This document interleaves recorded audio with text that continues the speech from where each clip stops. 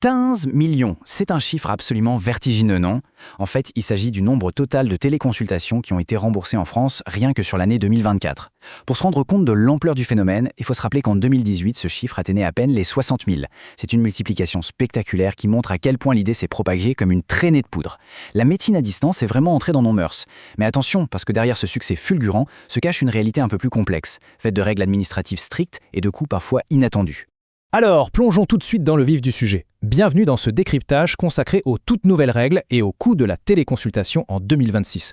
C'est vrai, la médecine à distance connaît un boom incroyable, c'est super pratique face aux déserts médicaux et à nos agendas surchargés. Mais les coûts cachés et les conditions de remboursement peuvent vite se transformer en un véritable labyrinthe. L'objectif aujourd'hui, c'est de déchiffrer ce dédale pour comprendre exactement comment en profiter sans jamais se retrouver avec des factures surprises. Pour que ce soit limpide, on va suivre un plan très simple aujourd'hui. D'abord, on fera le point sur ce boom médical, ensuite on regardera les nouvelles règles du jeu pour 2026, puis on décryptera les tarifs. On verra aussi comment se déroule concrètement une séance, et on terminera par le point le plus critique, le piège du reste à charge. On attaque donc tout de suite avec notre première partie, la réalité de ce boom médical à distance. Et voici une statistique qui a de quoi alerter. Malgré cette immense popularité dont on parlait, 62% des Français ignorent totalement les conditions exactes de remboursement. C'est énorme, et ça représente un risque financier très concret.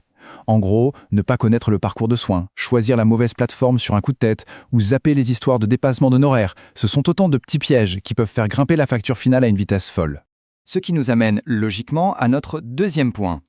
Quelles sont exactement ces nouvelles règles du jeu imposées par l'assurance maladie ? Posons d'abord les bases. Officiellement, qu'est-ce qui compte vraiment comme une téléconsultation en 2026 ? Eh bien, c'est obligatoirement une visiotransmission. Le son et l'image sont indispensables pour que le médecin puisse observer le patient, dialoguer et poser un vrai diagnostic. Un simple coup de téléphone en audio, ça ne passe plus. L'autre point absolument non négociable, c'est le consentement. Le patient doit donner son accord explicite avant le début de l'examen. C'est la règle d'or. Mais ce qui est vraiment intéressant ici, c'est que le système a quand même prévu une certaine flexibilité. Normalement, la règle, c'est de passer par son médecin traitant pour être bien remboursé. Sauf qu'il existe des exceptions majeures. Par exemple, pour les patients de moins de 16 ans, en cas de véritable urgence, ou encore si on consulte des spécialistes en accès direct, comme en psychiatrie ou en gynécologie. Dans ces cas-là, on peut contourner l'obligation du médecin traitant tout en gardant son remboursement à tout plein. C'est une vraie soupape de sécurité pour tout le monde. Par contre, attention, coup de frein sur une pratique très courante. Il y a une règle désormais très stricte concernant les arrêts maladie. Si on vous prescrit un arrêt de travail lors d'une téléconsultation, il ne peut pas dépasser 3 jours. 3 jours, c'est le maximum absolu. La seule exception à cette règle, c'est si l'écran est partagé avec votre propre médecin traitant habituel. C'est typiquement le genre de petit dédale administratif où l'on peut facilement se faire piéger si on n'est pas au courant. Passons maintenant au nerf de la guerre. Troisième partie, le décryptage des tarifs. Le point crucial, c'est de bien comprendre comment cette facture se découpe en réalité. Prenons le scénario le plus classique, un médecin généraliste en secteur 1.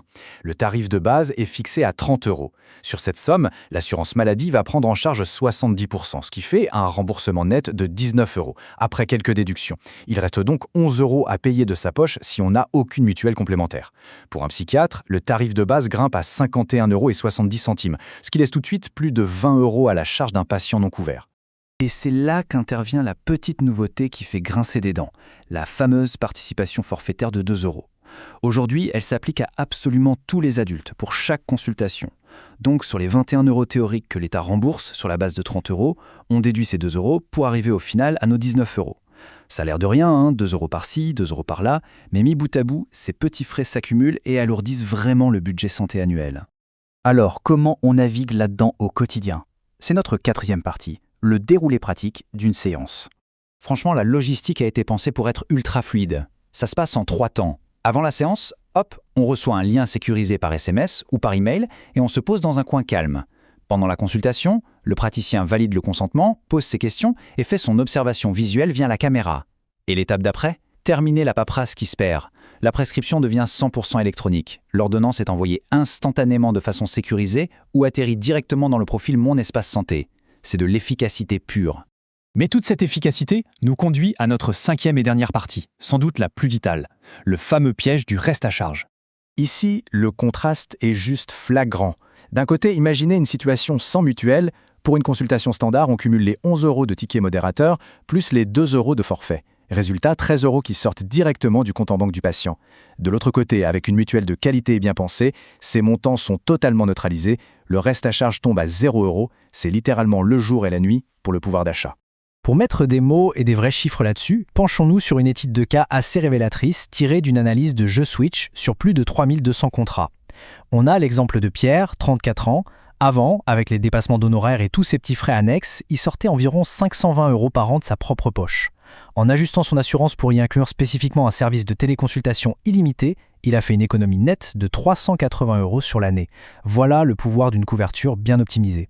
Ce qui illustre brillamment un point essentiel. Il faut savoir sur quels critères choisir sa mutuelle aujourd'hui.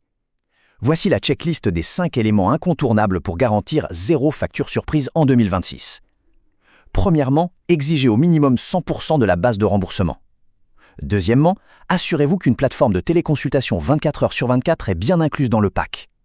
Troisièmement, vérifiez la rapidité des remboursements et la présence d'un tiers payant intégral. Quatrièmement, regardez de près la couverture des médecines douces qui sont souvent recommandées suite à ces diagnostics. Et enfin, une prise en charge en béton pour toutes les prescriptions en pharmacie. Alors avec toutes ces informations en main et face à la flambée constante des coûts dans le système de santé traditionnel, une question fascinante se pose. La téléconsultation illimitée intégrée d'office à nos contrats d'assurance ne va-t-elle pas devenir tout simplement la norme absolue de demain ? C'est une perspective qui donne vraiment envie d'aller éplucher ses propres conditions de couverture dès aujourd'hui, n'est-ce pas ?